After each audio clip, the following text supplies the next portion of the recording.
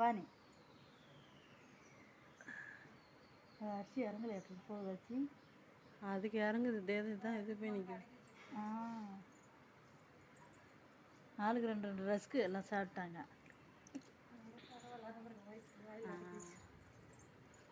இதான் வராங்க பாருங்க அவங்க ஃப்ரெண்டு.